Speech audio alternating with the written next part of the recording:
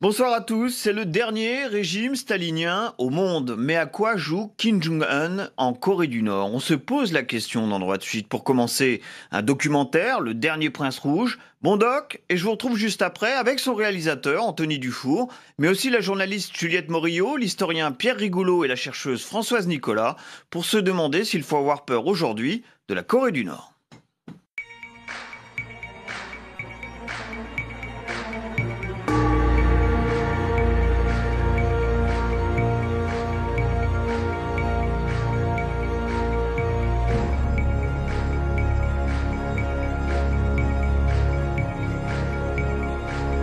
Sur les images de la propagande nord-coréenne, il ressemble à l'heureux gagnant du concours du meilleur job du monde.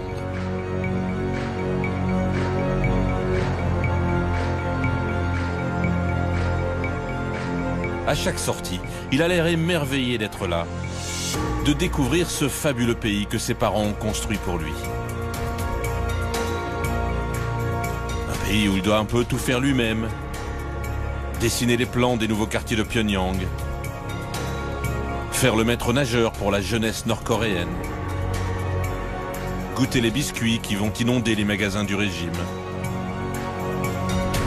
superviser la croissance des poussins dans les fermes d'État et même donner des instructions dans les salons de coiffure.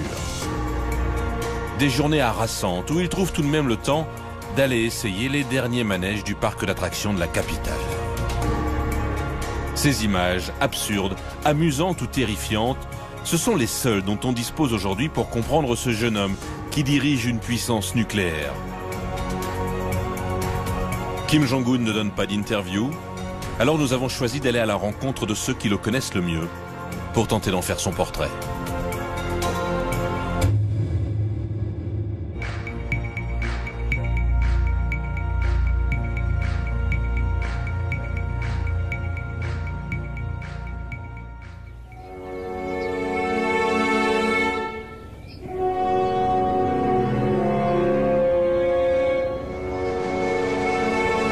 C'est un voyage qui commence au milieu des Alpes suisses.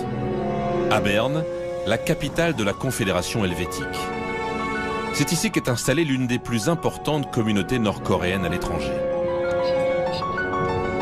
Une communauté discrète, dont les activités ont pourtant attiré l'attention d'un enquêteur du consortium des journalistes d'investigation.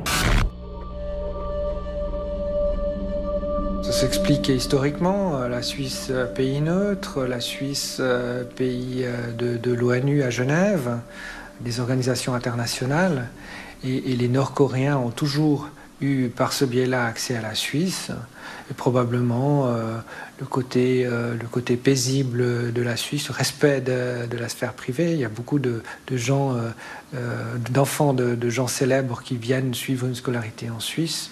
Donc c'est probablement les mêmes raisons qui ont poussé Kim Jong-il à placer ses enfants en Suisse. Sur ces documents de l'administration helvétique, on retrouve la trace d'un certain monsieur Pak, pour qui l'ambassade de Corée du Nord en Suisse demande un visa et une affectation à Berne en 1992. Sur sa demande de visa, 3 enfants, Chol, Un et Mi-yang. Les prénoms sont à peine modifiés, les dates de naissance correspondent. Les enfants de M. Pak seraient en fait les enfants de Kim Jong-il, le dictateur nord-coréen. On savait que ces enfants étaient là, on connaissait leur vraie identité, mais pour les autorités suisses, ce n'était pas un problème. C'était même perçu comme plutôt une opportunité. Pourquoi ?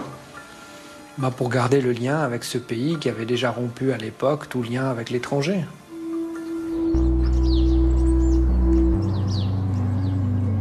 Pendant une année, la drôle de famille habite ici, à l'ambassade, située dans une banlieue résidentielle de Berne. Le plus âgé, Chol, suit une scolarité à l'école internationale voisine, un établissement pour enfants de diplomates et d'hommes d'affaires. Son frère, Un, est inscrit dans un autre établissement, une école publique de la ville. Il parle allemand avec ses camarades de classe. Et après quelques mois difficiles, on le dit bagarreur et solitaire, il se fait finalement quelques amis suisses et s'intègre dans la vie scolaire.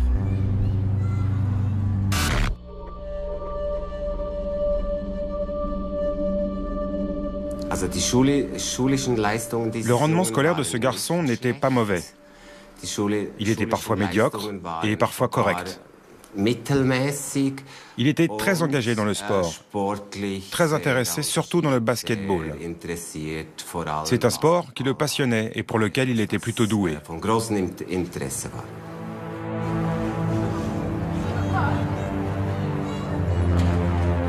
À cette époque, la famille Pak a emménagé dans un appartement banal près de l'école. Impossible de le visiter. Mais les photos sont disponibles sur le site d'une agence immobilière. Un intérieur classique de famille moyenne. Dans ce quartier, les enfants mènent une vie plus libre avec leurs amis. Ils reçoivent parfois des cours sur la démocratie helvétique à l'école. Ils iront même visiter le Parlement suisse. Et ensuite, il s'est fait des amis, oui. Il y en a même certains qui ont expliqué qu'ils étaient invités chez lui pour jouer à la Game Boy, etc. On sait aussi que Kim Jong-un jouait souvent au basketball avec des camarades du quartier, pas forcément de sa classe, qu'il y allait pratiquement tous les soirs, et puis que c'était un joueur tout à fait agréable, voilà, comme tous les enfants de cet âge-là. Les images du jeune Pak-un et de Kim Jong-un semblent très différentes. Comment alors être certain qu'il s'agit du même homme, qui aurait ainsi passé toute son adolescence en Suisse?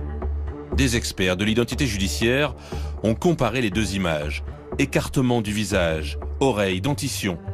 Le doute ne semble pas permis. Et puis les services secrets suisses avaient repéré un autre indice.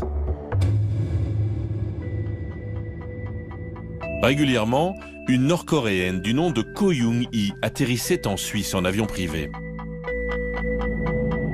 Les agents helvétiques qui la prenaient en filature craignaient un trafic de métaux précieux, mais la vérité était tout autre.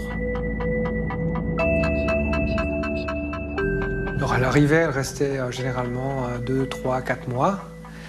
Et elle dormait à la maison aussi, mais elle faisait très régulièrement aussi des virées shopping dans des grandes capitales européennes.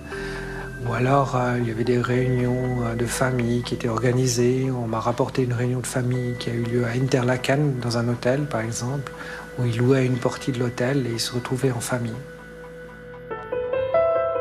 Dans les années 90, la vie privée de Kim Jong-il était un secret d'État. Personne ne savait qu'il avait eu au moins 3 compagnes et 4 enfants. Alors, quand sa santé commence à se dégrader, la succession inquiète les voisins de la Corée du Nord, qui craignent une crise si Kim Jong-il disparaît brutalement. Mais dans le secret de la famille Kim, les choses semblaient jouer depuis fort longtemps.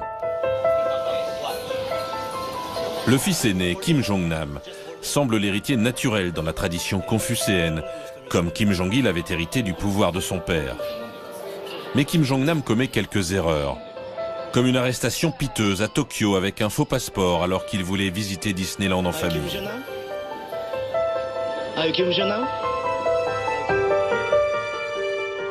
Le deuxième fils, Kim Jong-chol, éduqué en Suisse, est jugé lui trop mou, voire trop féminin par son père. Kim Jong-un est certes le plus jeune, mais il est le fils de Ko Young-hee, le grand amour de Kim Jong-il, une ancienne danseuse qui jouera un grand rôle dans les coulisses du pouvoir.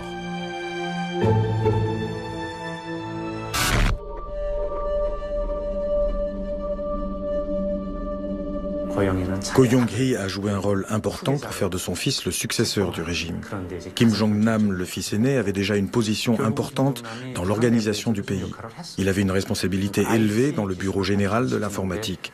Il était spécialisé dans les réseaux de communication. Mais comme Kim Jong-un a pris le pouvoir, Kim Jong-nam est aujourd'hui bien embêté. Il ne peut plus rentrer en Corée du Nord.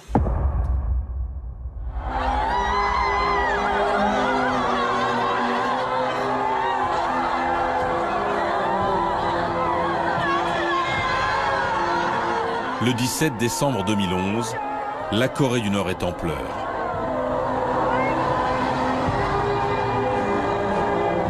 Kim Jong-il, le soleil du 21e siècle, est mort quelques jours plus tôt. Le temps pour la propagande de préparer la mise en scène des funérailles. Des funérailles qui sont également la consécration de son jeune fils, révélé au monde et aux Nord-Coréens un an auparavant.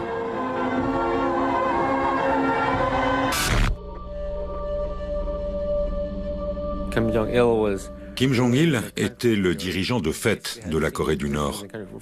Et il avait eu une position importante depuis longtemps quand il est devenu le leader. Il était aux affaires depuis au moins 10 ans. Cette fois, c'est venu très brutalement.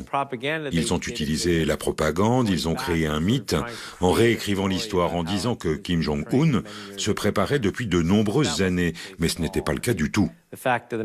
C'est quand son père a eu sa première attaque qu'ils ont commencé à se préoccuper de la succession, mais il est mort très soudainement. Je pense que ce jeune homme n'était pas prêt. Il y avait un plan pour qu'il devienne le prochain leader, mais j'imagine qu'il pensait à 5 ou 10 ans pour cela, pas une seule année. Donc je pense que l'on voit clairement, pendant les funérailles, à l'air qu'il a et à la façon dont il se conduit, qu'il était en état de choc et qu'il n'était pas prêt à prendre la relève.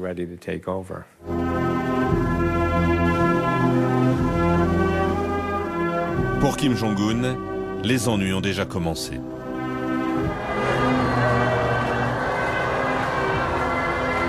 Les vieux généraux autour du cercueil de son père voient-ils d'un bon œil l'arrivée d'un dirigeant si jeune?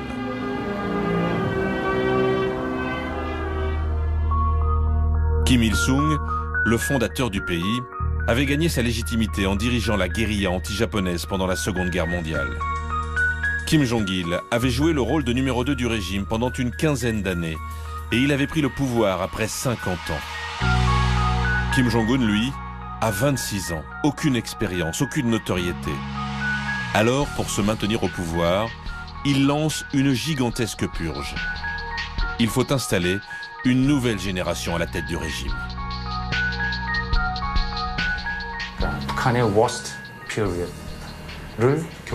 Aujourd'hui, Kim Jong-un doit établir son réseau avec des gens qui ont connu la grande famine dans leur enfance.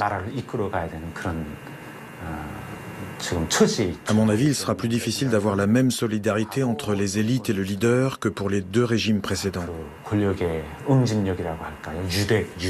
Cela risque d'être assez distendu, alors finalement, le pouvoir va se structurer à travers les intérêts personnels des uns et des autres et la terreur. Vous savez, je pense qu'il y a eu probablement des tensions internes. Et ce qui est clair, c'est qu'après que Kim Jong-un ait pris le pouvoir, il a essayé de redistribuer les affaires et le pouvoir politique que son père avait mis dans les mains des militaires, qu'il mettait en première position dans le régime. Kim Jong-un déplace le curseur vers le parti, au moins pour rééquilibrer le jeu entre l'armée et le parti.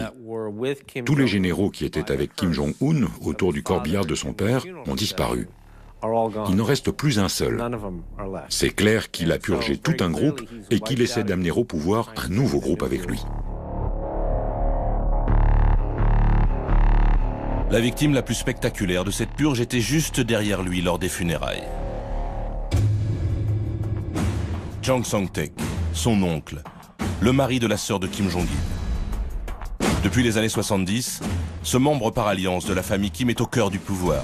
Ses frères sont des généraux importants et lui-même a occupé de nombreux postes clés dans l'armée ou les affaires économiques. Lorsque Kim Jong-il connaît ses premiers ennuis de santé, on parle même de lui comme un potentiel successeur. Au pire, un régent pour le jeune fils du dictateur.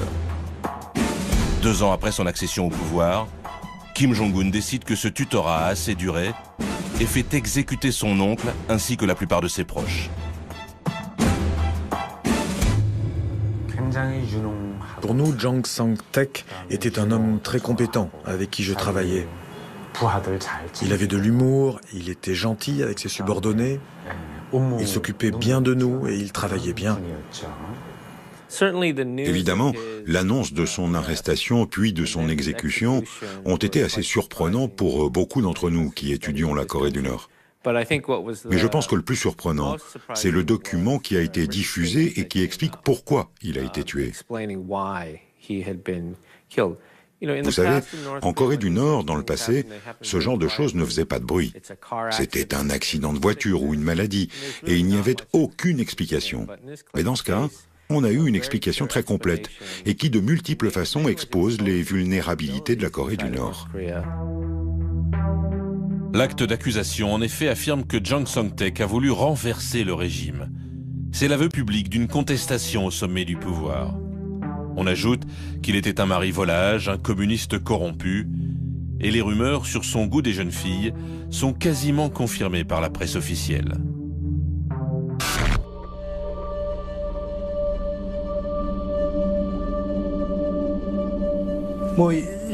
Cette exécution publique de Jang Song-taek va faire beaucoup de dégâts pour le régime. La Corée du Nord est un pays très confucianiste, où on respecte ses aînés, surtout la famille. Tuer son propre oncle peut entamer gravement la loyauté du peuple, plutôt que solidifier le pouvoir de Kim Jong-un. Je pense que les élites qui perdent leur respect pour le leader peuvent se détourner de lui.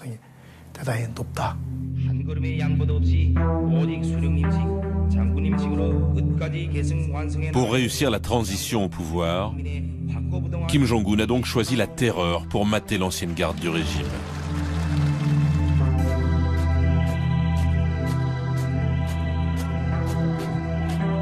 Ensuite, il a à son tour concentré tous les postes clés et placé ses propres fidèles autour de lui.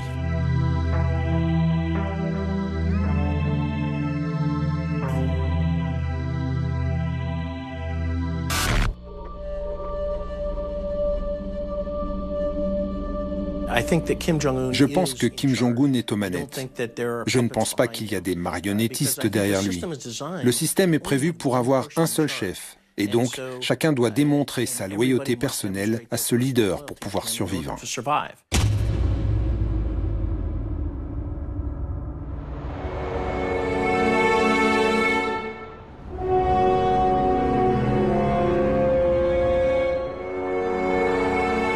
20 millions de Coréens vivent dans la métropole de Séoul, la capitale du Sud. 20 millions d'habitants obsédés par leur réussite, beaucoup plus que par Kim Jong-un. Quand on regarde bien, la ville est pourtant prête à la guerre partout. Un urbanisme contrôlé par les militaires pour en faire une cité imprenable. Un immense réseau souterrain conçu comme un abri contre les attaques du Nord. Mais personne ne remarque plus les masques à gaz ou les rations de survie, désormais en nombre dérisoire dans chaque station de métro. Je n'ai pas peur de la guerre, j'ai fait mon service militaire. Par contre, leur arme nucléaire, ça me cause un gros souci. Je ne comprends pas pourquoi ils développent les armes nucléaires. Est-ce que c'est pour faire du chantage? Pour nous menacer? Pour nous demander quelque chose? Ou c'est juste pour son prestige personnel? Je n'ai pas vraiment peur de la guerre. La menace avec l'arme nucléaire, par exemple, je pense que c'est en fait leur seul moyen de survivre.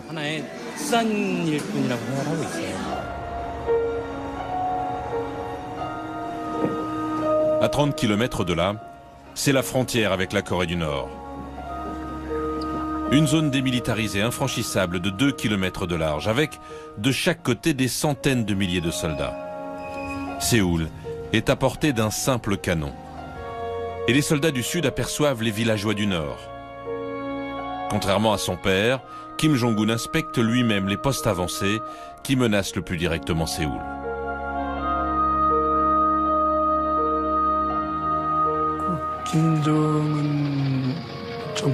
La différence qu'on ressent avec ce début de l'époque Kim Jong-un, c'est qu'il semble bien plus agressif et violent que Kim Jong-il. Ça se constate particulièrement dans la politique militaire. C'est public, il ne s'en cache pas. Il met l'accent sur des opérations spécialement conçues pour la confrontation avec la Corée du Sud. Il met son armée sur un mode de plus en plus combatif. On peut voir l'illustration de cette tendance lors des entraînements et des simulations qui sont imposées aux soldats nord-coréens. La première apparition de Kim Jong-un dans la propagande nord-coréenne a eu lieu 1 an avant la mort de son père. Il a été alors nommé général 4 étoiles, signe de son apparition au cœur du pouvoir. car le pouvoir en Corée du Nord, c'est d'abord l'armée. Je crois qu'il a suivi les cours d'une académie militaire pour une période d'environ 6 mois. Ils lui ont donné quelques titres. Et bien sûr, vous connaissez la manière qu'ils ont de créer le mythe en disant que c'est lui qui avait préparé l'attaque sur une île ou contre une corvette sud-coréenne. Mais je ne crois pas qu'il ait la moindre expérience militaire crédible. Ils essaient juste de créer un mythe.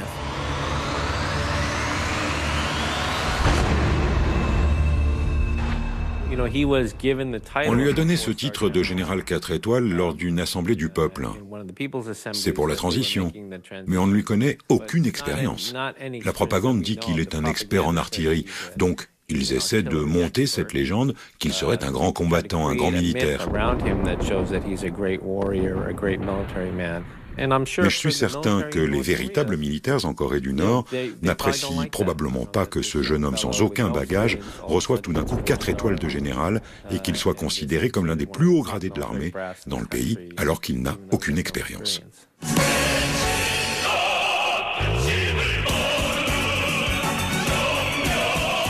L'armée nord-coréenne compte plus d'1 million d'hommes et 6 millions de réservistes. Maintenir son moral en inspectant chaque unité est une obligation quotidienne pour le grand leader.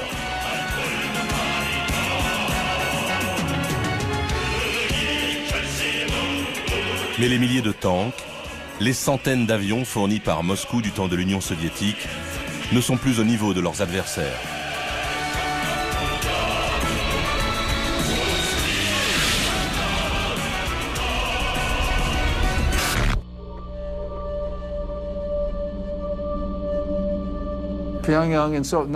Entre Pyongyang et Séoul, il y a 90 miles, mais seulement 20 entre Séoul et la frontière.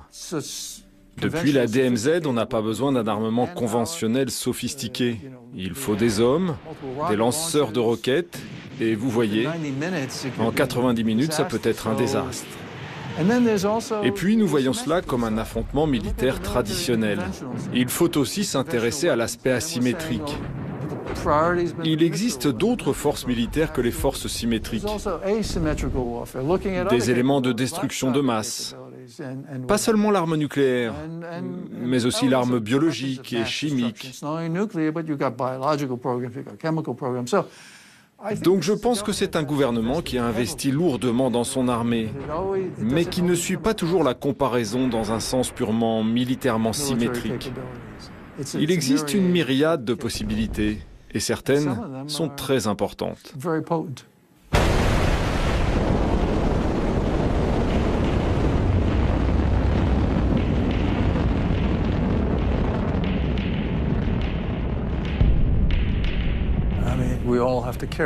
Bien sûr, nous devons nous préoccuper de ce qui se passe en Corée du Nord. C'est le 9e pays nucléaire. L'hypothèse, c'est qu'ils possèdent entre 6 et 12 bombes nucléaires, voire plus, et qu'ils développent leur programme. Ils ont un système d'enrichissement d'uranium pour fabriquer d'autres armes nucléaires. Ils ont leur système de missiles, ils ont leur Scud, ils ont les NODA. Ils sont en train de construire le nouveau KN-08, qui est un missile balistique intercontinental qui utilise un carburant solide et qui a de grandes capacités. Alors, la Corée du Nord poursuit son programme nucléaire avec les possibilités de prolifération et de revente de certains de ces matériels.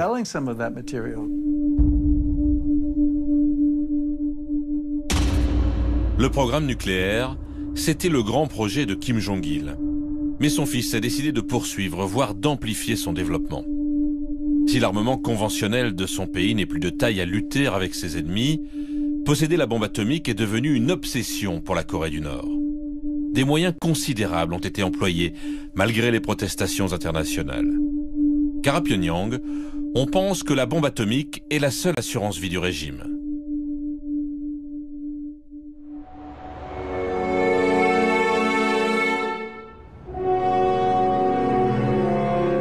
La seule menace capable de maintenir à distance le grand ennemi, l'Amérique impérialiste. Celle contre qui il a fallu se battre dans les années 50. À Washington, on comprend bien la relation particulière entre la superpuissance et ce petit pays d'Asie. Le monument de la guerre de Corée n'est qu'à quelques encablures de la Maison Blanche. Dans les coulisses du gouvernement américain, on gère depuis 1953 la crise coréenne. 30 000 hommes sont toujours stationnés au sud de la DMZ. Il faut en permanence imaginer les prochains scénarios de crise et leurs réponses. Pyongyang voit cette démonstration de force permanente comme une menace directe pour sa survie.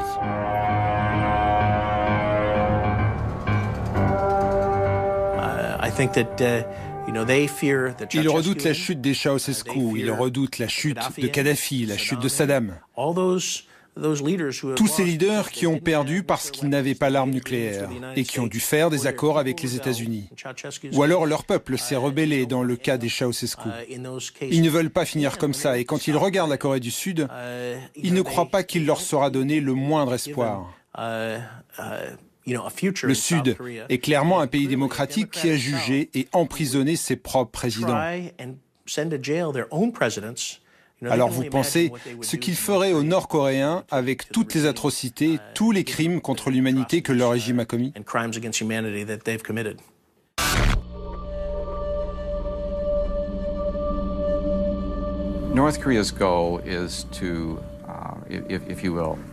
Le but de la Corée du Nord est, si vous voulez, de se placer dans une situation telle que personne dans le monde n'osera attaquer ce pays. Une fois qu'on a dit ça, les médias, eux, se demandent plutôt est-ce que les missiles nord-coréens peuvent atteindre l'Alaska ou la Californie ou ailleurs?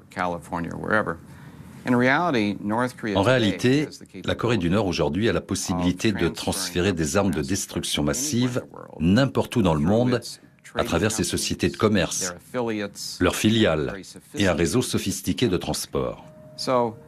Donc la Corée du Nord a déjà la possibilité de livrer une arme de destruction massive n'importe où.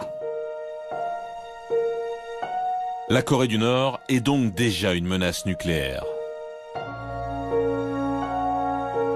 Mais elle a également développé des unités de guerre électronique parmi les plus puissantes au monde.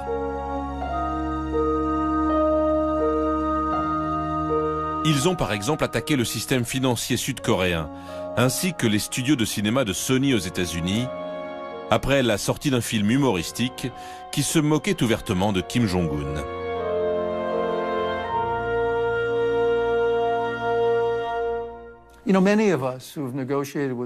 Vous savez, beaucoup de ceux qui, comme moi, négocient avec la Corée du Nord ont un grand respect pour leurs compétences. Mais ceux qui n'ont pas passé beaucoup de temps en Corée du Nord disent quel pays qui ne peut même pas nourrir son peuple, la malnutrition et ceci et cela. Et vous avez un développement économique qui est minimal, un système de distribution publique qui ne marche pas. Si vous comparez le Nord et le Sud, il n'y a pas photo. La Corée du Sud est un pays moderne qui a un PIB important et un revenu par habitant élevé. La Corée du Nord est bloquée dans les années 60. Ça continue de baisser depuis leur pic à ce moment-là, etc. Mais ils n'ont pas fait cela d'une manière telle que nous devrions sous-estimer leurs compétences. Quand ils mettent leur talent en action, ils sont très efficaces. Quand ils portent leurs efforts sur le nucléaire, ils sont très bons. Beaucoup de gens ont dit qu'ils ne pourraient avoir un programme d'enrichissement de l'uranium avec des centrifugeuses, c'est trop compliqué. Bien sûr qu'ils ont réussi. Leur système de missiles, bien sûr qu'ils l'ont fait. On parle de compétences en cybernétique aussi. Quand ils se concentrent, ils le font, même s'ils n'ont pas l'Internet selon nos standards. Ils ont seulement besoin de gens qui se concentrent sur les technologies, les outils indispensables, et avec des efforts, ils ont de très bons résultats. Alors j'ai beaucoup de respect pour les Nord-Coréens quand ils concentrent leur attention et qu'ils mettent les moyens pour développer de nouvelles compétences.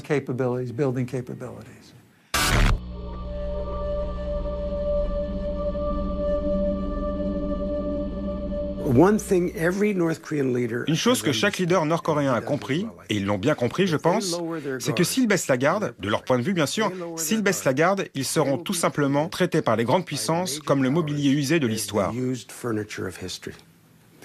Ils seront tout simplement jetés, piétinés, ignorés. Sinon, pourquoi leur prêter la moindre attention? Donc ils doivent tout faire pour que les gens s'intéressent à eux, pour qu'on ne voit pas juste un trou noir sur une carte. Ce qu'on montre habituellement. Ils veulent qu'on comprenne que c'est un vrai pays en action, pas un désastre avec 24 millions d'habitants. Ils vont continuer à exister et devenir de plus en plus vivants en Asie du Nord-Est. C'est une grande ambition, et qui sait s'ils en seront capables.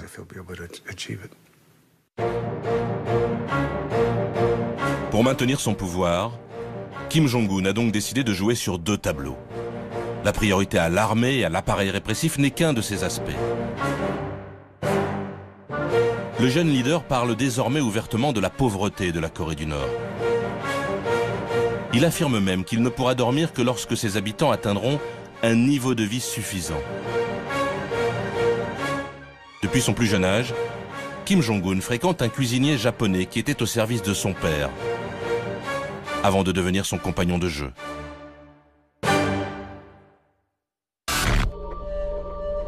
Ce chef japonais se souvient aujourd'hui des confidences nocturnes du futur dictateur.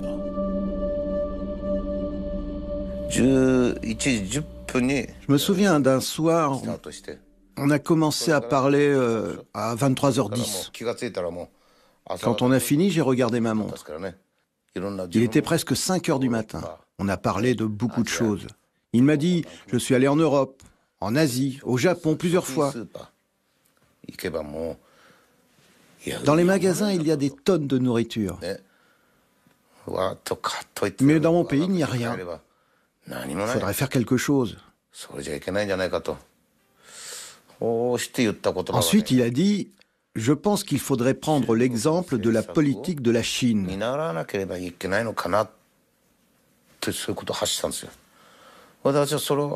Quand je l'ai entendu, j'ai compris qu'il choisirait cette ligne de réforme et de libéralisation économique.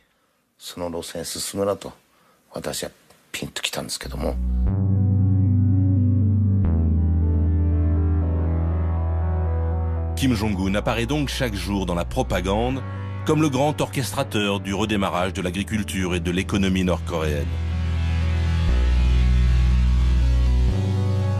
Les premiers résultats sont modestes, mais le pays semble avoir tourné le dos aux grandes famines qui ont décimé 10% de la population dans les années 90. Vous savez, dans son premier discours en avril 2012, j'ai eu l'impression que ses premiers buts étaient de convaincre son propre peuple et le reste du monde que c'était une nouvelle Corée qui débutait, que beaucoup de choses qui s'étaient déroulées dans le passé resteraient du passé.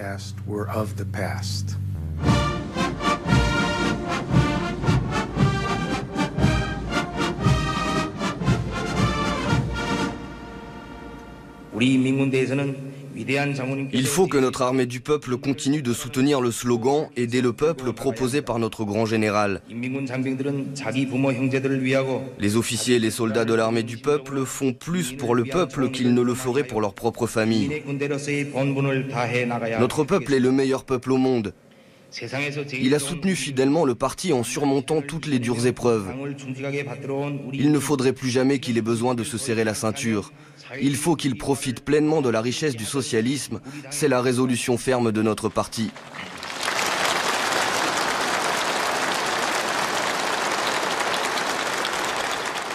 Il se concentre sur le futur. Maintenant, sera-t-il capable ou non de construire la Corée du Nord qu'il espère? Un pays qui ressemble à quelque chose de plus prospère, capable de faire face à la Corée du Sud, de l'affronter, même s'il ne la rattrapera jamais, et d'avoir une armée suffisamment forte pour être prise au sérieux.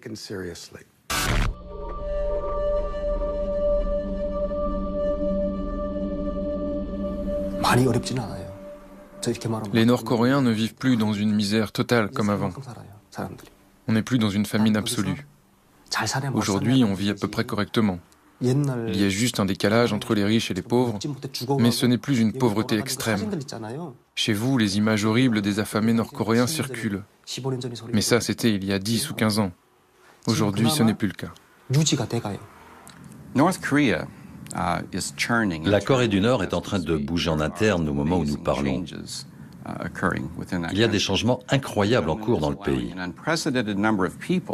Kim Jong-un autorise un nombre sans précédent de gens à quitter le pays pour apprendre les rudiments de l'économie, pour apprendre le commerce international, pour apprendre comment effectuer la transition entre une économie contrôlée et une économie de marché.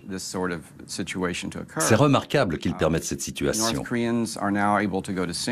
Les Nord-Coréens peuvent aller à Singapour pour apprendre les rudiments du business. Ils vont à Hong Kong. Ils vont au Vietnam. Et au moment où nous parlons, il y a des Nord-Coréens au Canada qui étudient l'économie internationale et en même temps, un certain nombre d'étrangers, y compris de Singapour, vont en Corée du Nord et discutent des bases du business. Donc, c'est un jour nouveau, c'est un monde nouveau, et il est impossible pour le moment d'imaginer ce que cela voudra dire et quelles pourront en être les conséquences. De ce qu'on sait, par anecdote, de gens qui n'ont pas seulement été à Pyongyang, mais aussi dans la campagne, il y a des moyens affectés au développement. Logement, infrastructures, nourriture. Dans les zones rurales, il semble qu'il y ait des réformes ou des changements qui vont améliorer les récoltes. Rien de tout cela n'est décisif. Et tous les gens en Corée du Nord qui conduisent ces changements sont probablement inquiets par leur pérennité. Parce qu'il n'est pas totalement clair que ces choix viennent du sommet. Mais c'est un effet d'accumulation. Une économie nouvelle dans un corps politique issu de la guerre froide. Comme lorsque Deng Xiaoping en Chine ouvrait le pays aux affaires en jouant le petit père des peuples. Mais le contrôle psychologique de la population est d'un tout autre niveau en Corée du Nord, une véritable secte fermée. Pourra-t-elle survivre à ce début d'ouverture ? Je crois qu'en général, ils peuvent sans problème toucher des devises avec de petits projets comme celui du mont Kumgang ou le projet industriel nord-sud de Kaesong, mais avec un projet qui ouvre le pays au marché libre. Ce sont des choses qui peuvent vous enrichir, mais qui sont une menace pour le contrôle politique. On a vu ça ailleurs en Asie. Si l'économie commence à croître, vous allez avoir des classes moyennes. Et alors ils vont commencer à demander plus de liberté politique. C'est ce que nous avons vu à Taïwan, c'est ce que nous avons vu en Corée du Sud. On a vu ça à travers l'histoire en Asie. Je pense qu'ils se sentent très menacés par ça. Donc, ils n'ont pas l'intention de faire de grands pas en matière économique, même si ce jeune homme a passé du temps en Suisse, c'est vrai, même s'il a été éduqué en Occident. Et vous voyez, je pense que c'est même pour cette raison qu'il comprend la menace d'une trop grande ouverture.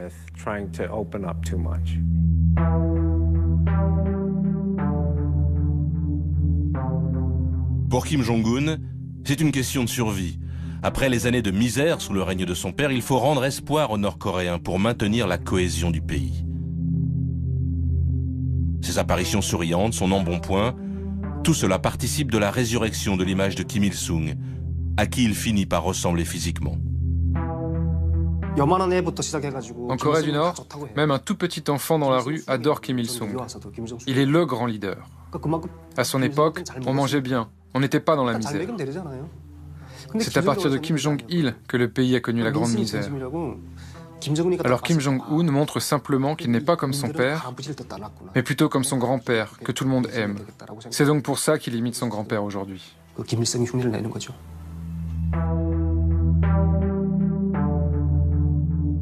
Kim Il-sung, le grand-père, le fondateur vénéré de la Corée du Nord, est toujours officiellement le président éternel du pays. Pendant son règne, la Corée du Nord s'est parfois développée plus rapidement que la Corée du Sud, grâce au soutien inconditionnel de Moscou. Mais avec la chute du bloc soviétique, Pyongyang a commencé à déchanter. Son économie s'est déréglée. Et la grande famine a eu lieu sous la direction de Kim Jong-il.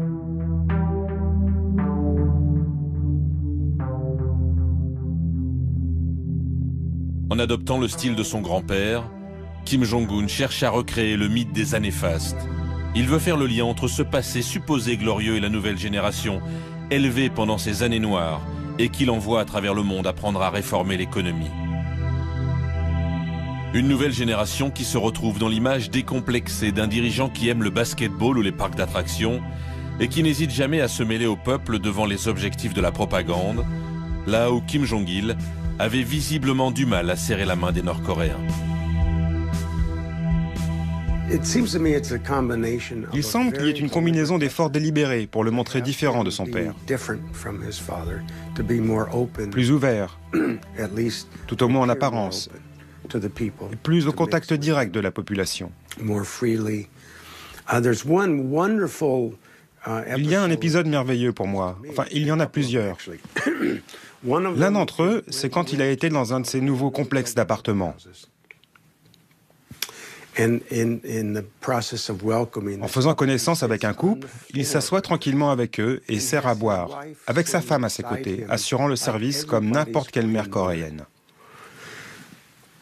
Je ne peux pas imaginer Kim Jong-il faisant ça. On peut imaginer Kim Il-sung faisant ça. C'est possible.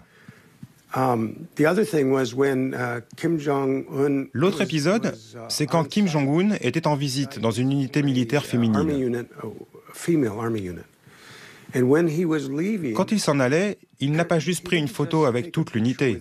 Non. Il est resté debout avec toutes ces jeunes femmes et une à une sont venues comme s'il était une rockstar.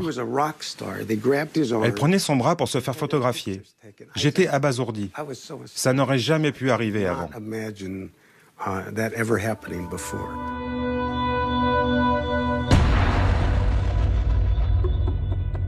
Ce qui semblait également inimaginable, c'était d'entendre la voix de Kim Jong-il. Pendant toute la durée de son règne, la propagande n'a proposé de lui que des films ou des images silencieuses, jamais aucun discours en public. Kim Jong-il ne pouvait pas parler. Il était bègue. Donc oui, il ne pouvait pas s'exprimer devant le public. J'ai pu entendre sa voix une fois à travers une porte, quand il avait des réunions avec son état-major. Il balbutiait, il avait des troubles du langage. Kim Jong-un, par contre, lui, il parle. En plus, il parle comme son grand-père. Il fait une imitation de sa voix. Donc au début, on disait même que Kim Il-sung était ressuscité. À ce point-là, c'est un travail d'acteur pour recréer son image.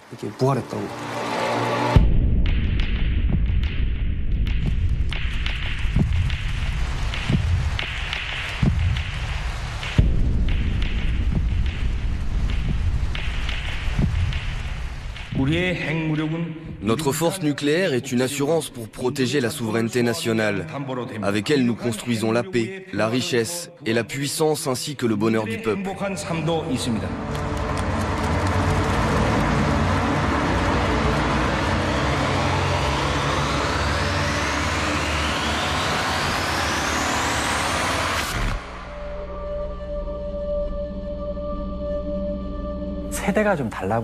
Il y a une différence de génération d'abord. À mes yeux, Kim Jong-un et Kim Jong-il sont différents dans leur style. Kim Jong-un a fait ses études à l'étranger. Alors, il serait plus proche des critères internationaux. Donc il a l'air plus normal comparé à Kim Jong-il, qui se mariait avec trop de femmes et qui ne voulait pas montrer sa famille et ses fils. Kim Jong-un ne sera pas comme son père. Alors je pense qu'il est en train de montrer un style de président relativement normal.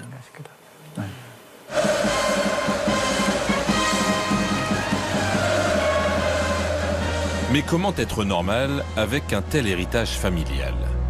Kim Jong-un semble avoir fait le choix d'une certaine transparence sur sa vie familiale. Dès le début de son règne, il exhibe son épouse. Elle l'accompagne dans ses nombreuses visites sur le terrain. Présentation impeccable, elle s'autorise parfois des accessoires de luxe dans sa toilette. La Corée du Nord, pour la première fois, tient sa première dame, souvent souriante, symbole de modernité et de différence. Kim Jong-il, lui, avait multiplié les compagnes loin des regards. Il les sélectionnait pour l'essentiel dans la troupe des artistes officiels du régime. Une troupe conçue d'abord comme un véritable harem pour les cheerleaders. La mère de Kim Jong-un est issue de ses rangs, tout comme son épouse aujourd'hui. C'est à la fin de l'adolescence que Kim Jong-un a pu commencer à faire son choix.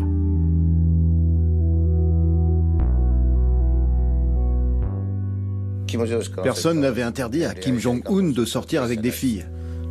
Mais il n'était pas intéressé, simplement. Il aimait juste le sport. Il faisait tout le temps du basketball. Un jour, j'ai été soulagé. Ce jour-là, il y avait, dans la brigade des plaisirs, une fille avec une forte poitrine. Kim Jong-un m'a appelé pour me dire « Fujimoto, tu as vu cette poitrine ?» Ça m'a soulagé quand il m'a dit ça. Je me suis dit « C'est un garçon, tout va bien. »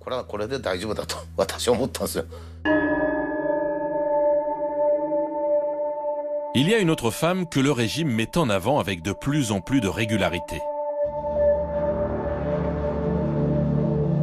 Elle est apparue derrière Kim Jong-un lors des funérailles de son père, sans que la propagande ne donne un nom à cette jeune femme en deuil. Il s'agit de la jeune sœur du dictateur, Kim Yo-jong.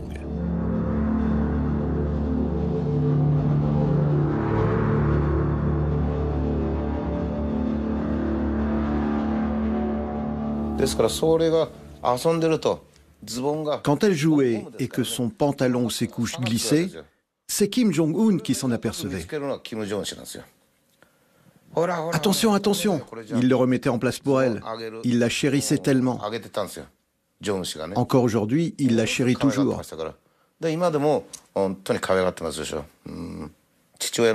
Le général Kim Jong-il chérissait lui aussi sa petite sœur. Il fait donc la même chose que son père. C'est tout à fait pareil. Ce qui est intéressant, ce sont toutes ces femmes de caractère autour de lui. Il y a une image de lui ouvrant un parc d'attractions.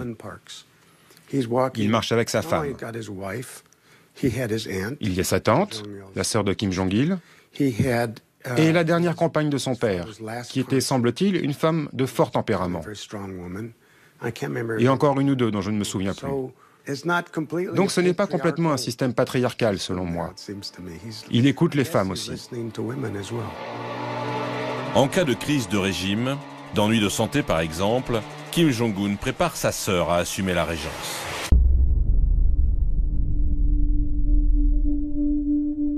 Fin 2014, le dictateur a disparu quelques mois en raison d'une opération chirurgicale à la cheville. Là encore, il a offert une transparence étonnante dans les médias officiels qui l'ont montré claudiquant, convalescent.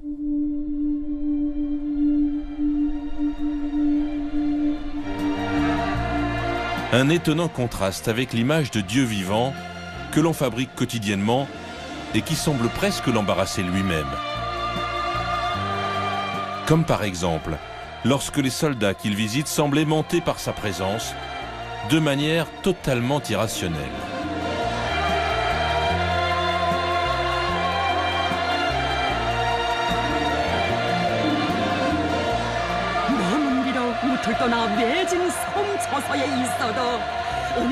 Il n'y a rien de spectaculaire dans ces images. C'est normal. En Corée du Nord, Kim Jong-un, c'est comme Jésus. Si vous êtes chrétien et que vous voyez Jésus sur un bateau au bord de la rivière, vous n'essayez pas de le suivre? C'est la même chose.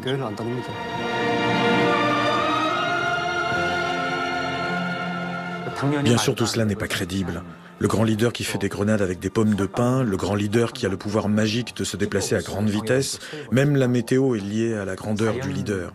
Toutes les chansons en font une idole, tout ça n'est pas sérieux. Mais le lavage de cerveau est très dangereux. Quand on est exposé de manière répétitive à des chansons, des vidéos, des histoires parfois touchantes, parfois grandioses, on finit par y croire. C'est ce qu'on appelle la psychologie des foules.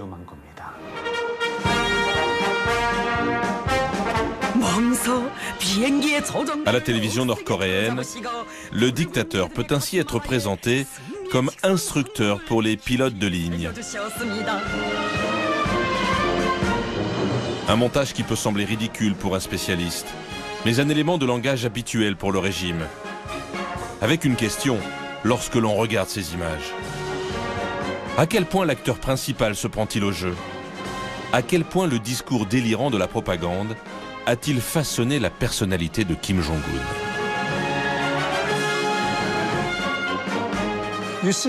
On voit de l'humanité dans cet homme souriant aux gens, ouvert. Et puis vous vous dites, mince, comment peut-il faire ça à son propre peuple? Comment peut-il avoir été si brutal avec son propre oncle? Comment comprendre cette dualité? Mais voilà, c'est à ça qu'on a affaire, un leader qui ne semble pas toujours un acteur rationnel selon beaucoup. D'un côté, on voit l'humanité dans cet homme, un certain charisme, et de l'autre, la brutalité. Comment est-ce possible?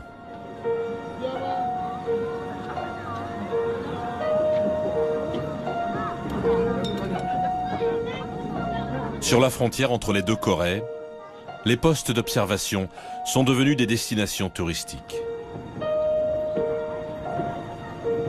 Les Sud-Coréens y viennent en famille le dimanche, observer les vestiges de la séparation entre les deux pays.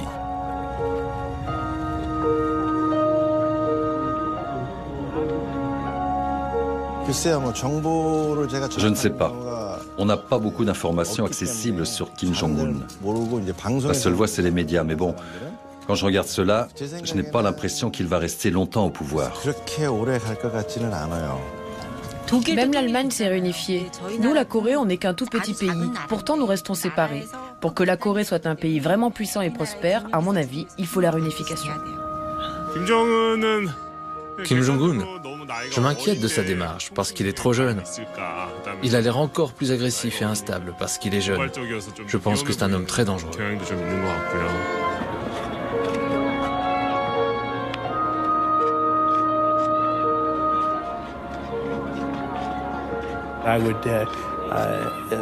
Je veux bien parier mes 34 années d'uniforme.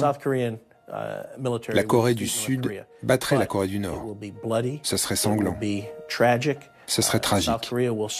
La Corée du Sud souffrirait de terribles destructions. Et le monde entier serait impacté au moins économiquement s'il y avait une guerre.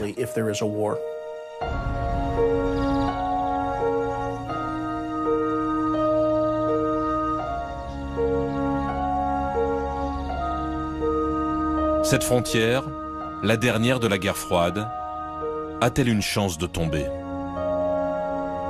Pour beaucoup de Coréens, cette question est désormais abstraite. Les liens familiaux personnels n'existent pratiquement plus 60 ans après la séparation. 60 années à observer le spectacle de la famille Kim à Pyongyang. Un feuilleton qui détient les clés de l'avenir de la péninsule coréenne.